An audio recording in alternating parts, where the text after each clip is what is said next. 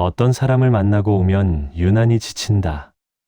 말을 많이 한 것도 아닌데 돌아오는 길이 무겁다. 혼자 있을 때보다 더 외롭다. 설명을 많이 한 날이면 더 심하다. 왜 그랬는지, 무슨 의미였는지, 내 의도가 뭐였는지. 말을 하면 할수록 자존감이 깎여 내려간다. 이해시키려다 내가 사라진 느낌, 그 공허함을 아는가? 누군가는 한마디로 끝낼 수 있는 말을 당신은 10마디로 풀어낸다. 상대가 오해할까봐, 나쁘게 생각할까봐, 내 진심이 왜곡될까봐. 그렇게 설명을 이어가다 보면 어느새 당신은 변명을 하고 있다. 그리고 깨닫는다. 이 관계에서 나는 항상 설명하는 쪽이었다는 것을. 상대는 한 번도 설명하지 않았다는 것을. 다 이해하려는 사람이 가장 먼저 망가진다. 이건 도덕의 문제가 아니다.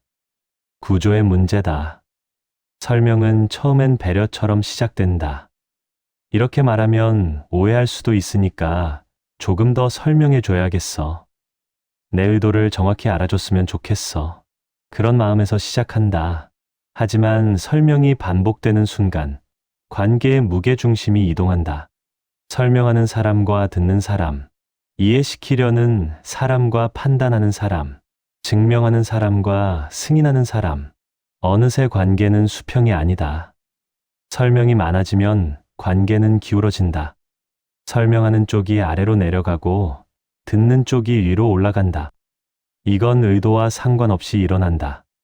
당신이 아무리 대등한 관계를 바란다 해도 설명을 시작하는 순간 균형은 무너진다.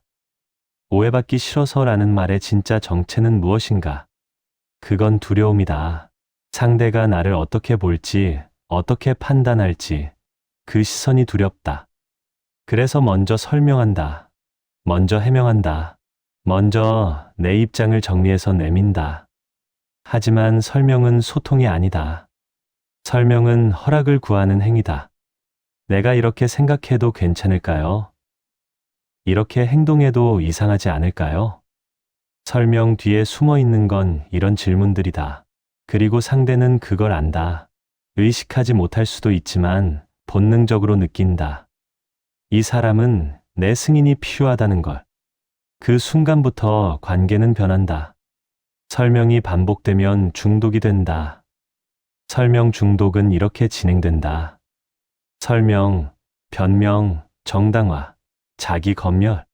처음엔 이건 이런 뜻이었어 라고 설명한다.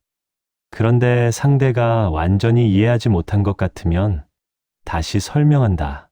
내 말은 그게 아니라 이렇게 시작하는 순간 설명은 변명이 된다. 변명이 반복되면 정당화가 시작된다. 나는 잘못한 게 없어. 왜냐하면 이유를 나열하고 근거를 대고 맥락을 설명한다. 하지만 정당화를 하면 할수록 당신은 더 약해진다. 왜 강한 사람은 정당화하지 않는가?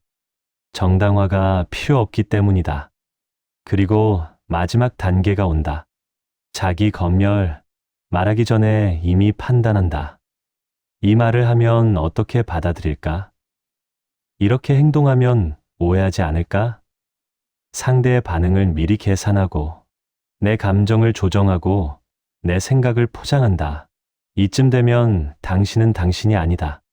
상대가 원할 법한 버전의 당신이다.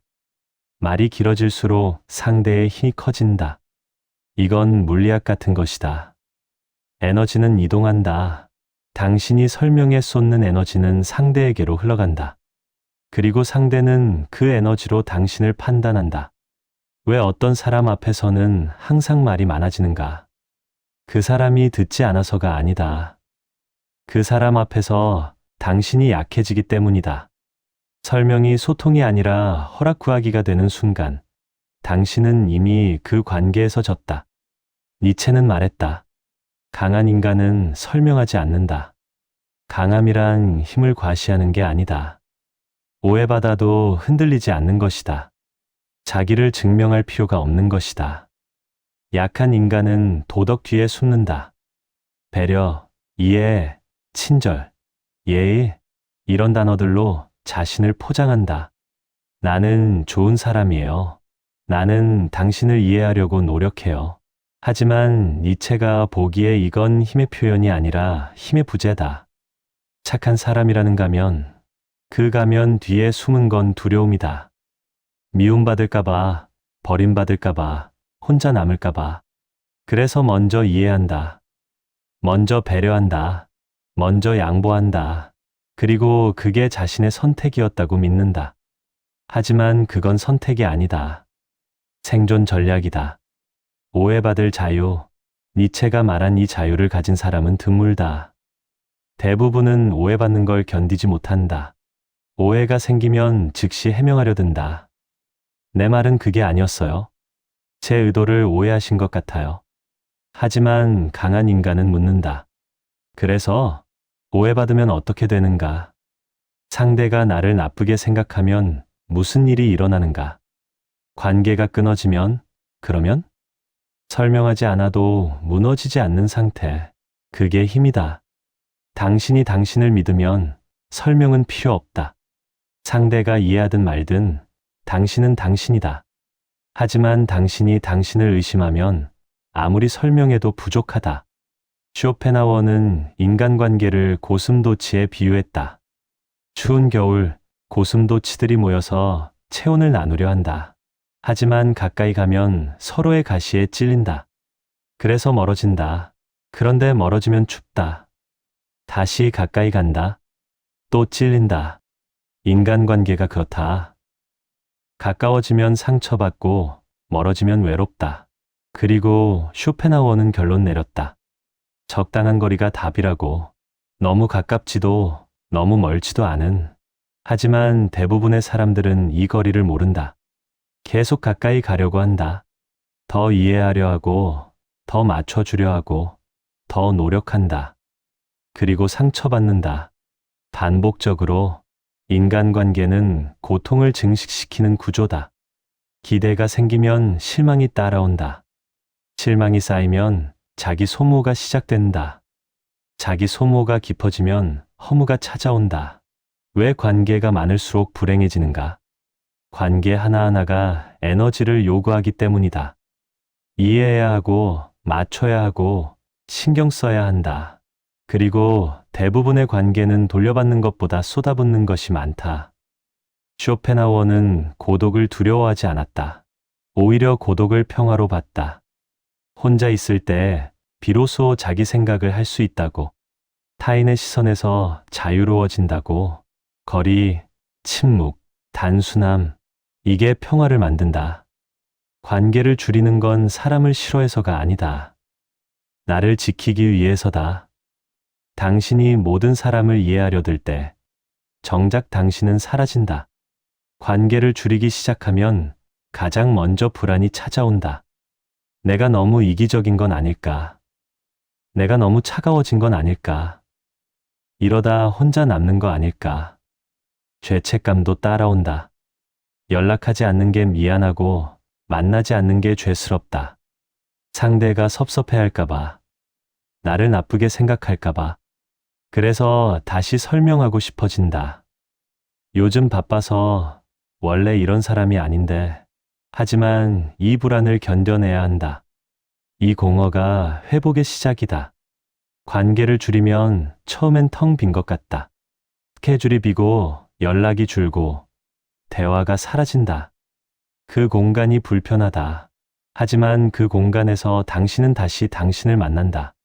조용한 변화들이 일어난다. 먼저 에너지가 돌아온다. 설명하는 데 쓰던 에너지, 눈치 보는 데 쓰던 에너지가 당신에게로 돌아온다. 그 다음 생각이 명료해진다. 타인의 시선을 계산하지 않으니 내 생각이 선명해진다. 내가 진짜 원하는 게 뭔지, 내가 진짜 싫어하는 게 뭔지, 그리고 자존감이 회복된다. 설명하지 않아도 괜찮다는 걸 깨닫는 순간, 당신은 더 이상 상대의 승인에 기대지 않게 된다. 이건 냉정해지는 게 아니다. 중심을 잡는 것이다. 당신은 사람을 포기한 게 아니다. 이해받아야만 안심하는 나를 포기한 것이다. 설명을 멈추면 공간이 생긴다. 그 공간이 처음엔 두렵다. 오해가 생길 수도 있고 관계가 어색해질 수도 있다. 하지만 그 공간을 견디면 새로운 것이 자란다. 자기 감각이 돌아온다. 설명 없이도 존재할 수 있는 나. 이해받지 않아도 흔들리지 않는 나. 상대의 반응에 따라 변하지 않는 나. 그게 진짜 당신이다. 니체는 말했다. 나를 이해하지 못하는 건 당신의 문제가 아니라 당신의 한계다. 이 말은 오만하게 들릴 수 있다. 하지만 이건 오만이 아니라 자기 긍정이다. 내가 나를 믿으면 상대가 나를 오해해도 괜찮다. 내가 나를 알면 상대가 나를 모르는 건 그냥 사실일 뿐이다. 설명하지 않는 건 무례함이 아니다. 경계다. 나는 나를 증명할 필요가 없다. 나는 이미 존재한다. 다시 사람을 만날 수는 있다. 하지만 예전처럼 만나지는 않는다. 더 이상 자신을 증명하지 않게 된다. 더 이상 이해받으려 애쓰지 않게 된다. 상대가 나를 어떻게 보든 그건 상대의 몫이라고 받아들이게 된다. 이해받지 않아도 흔들리지 않는 내면. 그게 생기면 관계는 오히려 편해진다. 더 이상 상대에게 기대지 않으니까. 더 이상 상대의 반응으로 나를 확인하지 않으니까. 그런 상태에서 만나는 사람들은 다르다. 서로 설명하지 않아도 괜찮은 사람들. 서로 증명하지 않아도 편한 사람들. 그런 관계는 드물다. 하지만 한두 명이면 충분하다. 관계의 수가 중요한 게 아니다. 관계의 질이 중요하다. 많은 사람을 만나면서 자신을 잃는 것보다 적은 사람을 만나면서 자신을 지키는 게 낫다. 쇼펜하우어는 말했다.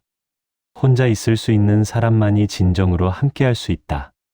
혼자 있어도 괜찮은 사람이 누군가와 있을 때도 자기를 잃지 않는다. 당신은 지금 누구에게 설명하며 살고 있는가?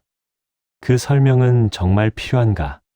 상대가 이해하지 못한다면 그건 누구의 잘못인가? 아니, 잘못이라는 말 자체가 맞는가? 사람은 이해받기 위해 존재하는 게 아니다. 존재하기 위해 존재한다. 당신이 당신을 설명하지 않아도 당신은 이미 충분하다. 설명하지 않아도 괜찮은 관계는 얼마나 남아있는가. 그리고 그 관계들만으로도 당신은 충분히 살아갈 수 있는가. 만약 그렇다면 당신은 이미 자유롭다. 만약 그렇지 않다면 지금부터라도 멈춰도 된다. 설명을, 증명을, 이해시키려는 노력을 조용히 물러나도 괜찮다. 상대가 섭섭해해도 상대가 서운해해도 당신이 변했다고 말해도 당신은 변한 게 아니다. 돌아온 것이다. 본래의 당신에게로